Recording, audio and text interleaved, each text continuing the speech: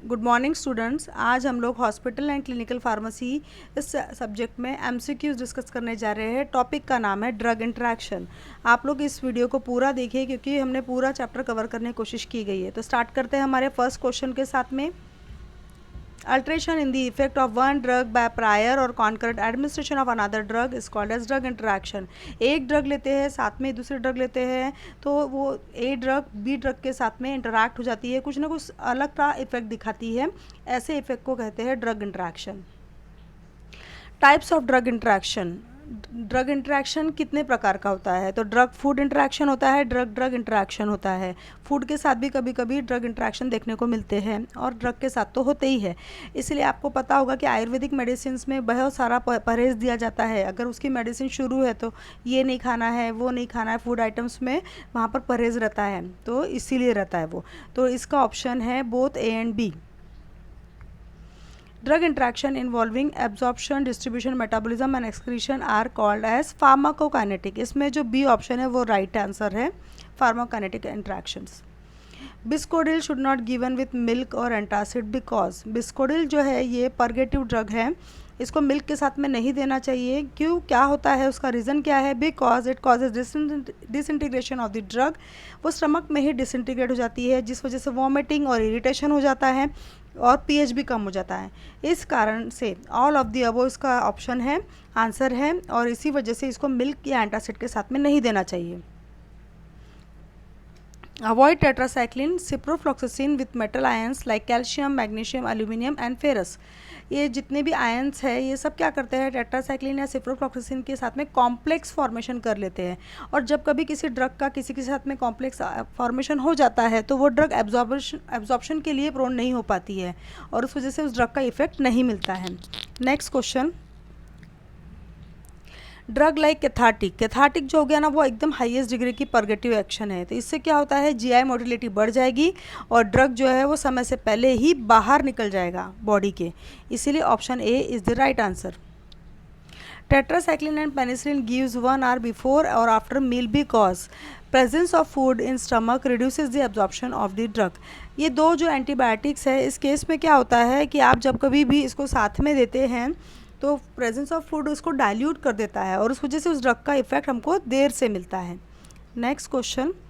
Deficiency of folic acid causes anaemia. Anaemia जो है वो फॉलिक एसिड की डेफिशिएंसी से हो सकता है, तो option B is the correct answer. Dash displacement of drug from receptor binding site which increase drug action. Distribution के केस में बताया गया है कि अगर ड्रग जो है वो जल्दी से अगर अब ज़्यादा समय तक के डिस्प्लेस होते रही अपने रिसेप्टर बाइंडिंग साइट से तो वो अपनी एक्शन नॉर्मल एक्शन से भी ज़्यादा देने लगती है और उस वजह से उसका एक्शन हमको ज़्यादा मिलता है। जैसे कि आप अगर डायबिटीज़ की दवा ले रहे हैं और आपने उसका डिस्ट्रीब्यूशन ज़्यादा हो गया तो वो जो शुगर है वो नॉर्मल लेवल से भी कम कर देती है। ये उसका एग्जांपल आप याद रख सकते हैं और डिटेल के लिए मैंने इसको हमारे वीडियो में पढ़ाया है, तो आप वहाँ पर भी जाकर समझ सकते हैं इस चैप्टर को। Dispersal of warfarin is causes dash increase in anticoagulant activity. जैसे सैलिसिलेट्स, क्लोफाइब्रेट, ये दोनों drug both A and B जो है ना वारफेरिन को बहुत ज़्यादा डिस्प्लेस करवा देते हैं उसके रिसेप्टर सब बाइंडिंग साइड से और एंटीकोआगुलेंट एक्टिविटी जो वारफेरिन की है वो इंक्रीज हो जाती है and it will causes haemorrhages, severe haemorrhages can we see. Next question. Methotrexate displaced by sulfonamide causes a granulocytosis। methotrexate anti cancer medicine है और वहाँ पर ये अगर आप ब्लड कैंसर वगैरह केस में ले रहे हैं तो वहाँ पे अग्रैनुलोसाइटोसिस आपको शो होगा। Alcohol phenytoin induce action of which drug. तो टॉलब्यूटामाइड जो है जो डायबिटीज़ की मेडिसिन है उसकी एक्शन को ये बढ़ा देते हैं और शुगर नॉर्मल लेवल से भी कम हो जाती है। Metabolism induce phenytoin barbiturates with quinidine drug results in reduced level of quinidine। Quinidine जो है ना वो कार्डियक अरिथमिया में लिया जाता है। अगर वहाँ पर फिनाटोइन बारबिचुरेट्स ये सब प्रेजेंट रहेंगे तो क्यूनिडीन की एक्शन आपको कम हो जाएगी। Allopurinol inhibit metabolism of warfarin. Warfarin drug का मेटाबॉलिज्म इनिबिट कर देता है, इसलिए सी ऑप्शन राइट आंसर है। Phenytoin with isoniazid causes phenytoin toxicity. इसमें option A is the right answer. Urinary acidifiers are dash increases excretion of amphetamine procainamide. तो किसके case में ज़्यादा इंक्रीज होता है एक्सक्रीशन? एस्कॉर्बिक एसिड रहेगा, पैरामोनोसैलिसिलिक एसिड रहेगा या अमोनियम क्लोराइड रहेगा? तो ऑल ऑफ दी अबव, ये तीनों भी ड्रग अगर एम्फेटामिन और प्रोकेनामाइड के केस में दिए जाते हैं तो एक्सक्रीशन को ये बढ़ा देते हैं। Potassium citrate, sodium citrate are example of dash causes increase of salicylate और स्ट्रेप्टोमाइसिन। ये पोटेशियम सिट्रेट, सोडियम सिट्रेट ये यूरिनरी अल्कलाइजर है, यूरिन को अल्कलीन कर देते हैं एंड इंक्रीज कर देते हैं excretion of salicylate and streptomycin. Probenecid is competing drug of indomethacin, PAS, salicylate. तो all of the above, probenecid जो है हर एक के साथ कंपीट करता है, इन तीनों के साथ में कंपीट करता है, तो all of the above is the right answer.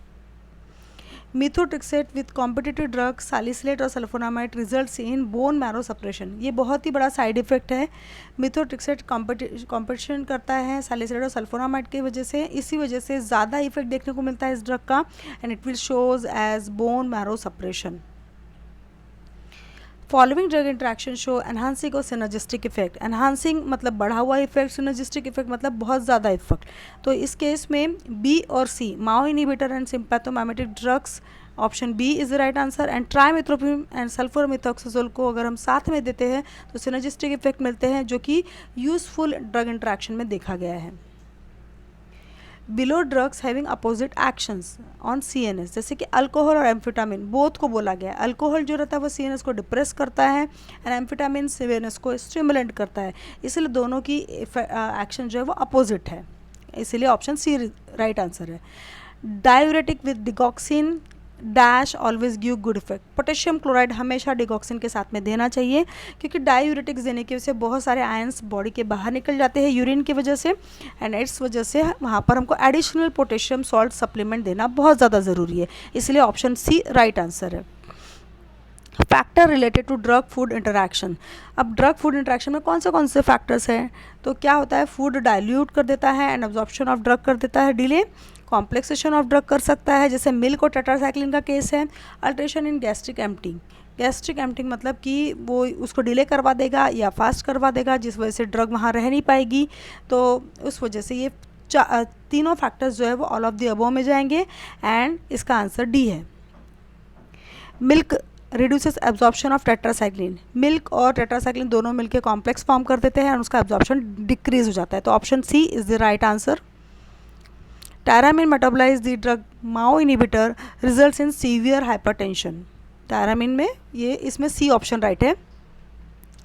Which drug given with food to avoid GI irritation and increase drug absorption, तो इसमें आंसर है नाइट्रोफ्यूरेंटाइन, नाइट्रोफ्यूरेंटाइन को दिया जाता है। In analgesic drug interaction aspirin interact with alcohol results in faecal blood loss. ये analgesic aspirin जो रहता है अल्सर फॉर्म कर देता है एंड ये अल्सर ब्लीड करने लगते हैं, इस वजह से फीकल ब्लड लॉस देखने को शो होता है।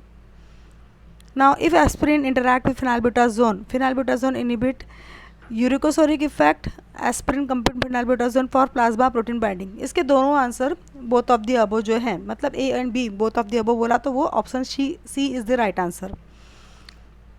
डायसल्फिराम ड्रग इंट्रैक्शन कॉजेज, कैसे डायसल्फिराम के बारे में थोड़ा सा बता दूं आपको। ये अल्कोहलिज्म को रोकने के लिए यूज़ किया जाता है। क्या करता है ये हमारे बॉडी में जाने के बाद में, अल्कोहल पेशेंट के बॉडी में जाने के बाद में इट इनिबिट करता है मेटाबॉलिज्म ऑफ अल्कोहल। अगर पेशेंट ने अल्कोहल लिया तो सबसे पहले उसका मेटाबॉलिज्म वो इनिबिट कर देता है एंड प्रोड्यूस करता है नॉन टॉक्सिक, वहाँ पर टॉक्सिक प्रोडक्ट्स जो रहते हैं, नॉन नहीं होना चाहिए वहाँ पर, टॉक्सिक प्रोडक्ट, तो ये कॉज करता है, इनिबिट करता है। सबसे पहले तो मेटाबॉलिज्म ऑफ अल्कोहल को नहीं मेटाबॉलिज्म होने देगा, उसके बाद toxic non toxic produce form करेगा, और थर्ड है प्रोड्यूस अनप्लीजेंट रिएक्शंस, लाइक जैसे बहुत ज़्यादा पेशेंट को थर्स्ट लगेगी, घबराहट होगी, चेस्ट पेन होगा, उसको क्या लगेगा कि ये जो अल्कोहल है ये बराबर नहीं है, और फिर वो धीरे धीरे उसका यूज़ डिसकंटिन्यू करने लगता है। तो डायसल्फिराम लेने के बाद में ये एक्शन शो होते हैं, तीनों एक्शन शो होते हैं, इसीलिए इसका answer all of the above रहेगा। Mechanism of aspirin when interact with insulin and oral hypoglycemic agent, higher blood glucose level, lower the blood glucose level, तो hyperglycemic agent है, तो याद रखेंगे option B is the correct answer, lowers the blood glucose level. Barbiturate interact with MAO inhibitor which causes prolonged anesthesia, prolonged sedation, तो याद रखेंगे barbiturate ये sedatives का ड्रग है, तो प्रोलॉन्ग सेडेशन प्रोड्यूस करता है, option B is the right answer. Digoxin and spironolactone as competent drug results in increase level of digoxin. Digoxin level बढ़ जाते हैं प्लाज्मा में और उस वजह से डिगॉक्सिन की टॉक्सिसिटी भी हो सकती है।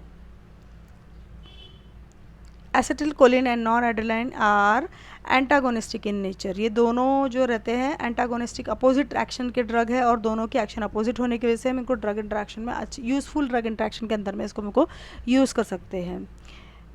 What happens if folic acid is given along with phenytoin? तो फोलेट डेफिशिएंसी हो जाती है और फोलेट डेफिशिएंसी से फॉलिक एसिड की deficiency ultimately anaemia carry out हो जाता है। नेक्स्ट है phenytoin cathartics dash the GI motility results in increase. सबसे पहले तो क्या है, phenytoin cathartic increase the GI motility result in decrease absorption of drug. तो option A is the right answer. Factors of drug food interactions में dilution of drug, ये question repeat हो गया है, हम लोगों ने इसके पहले देख लिया था। तो thanks for watching. Video and तक ज़रूर देखिए और इसका वीडियो भी ज़रूर से वॉच कीजिए आप। Thank you.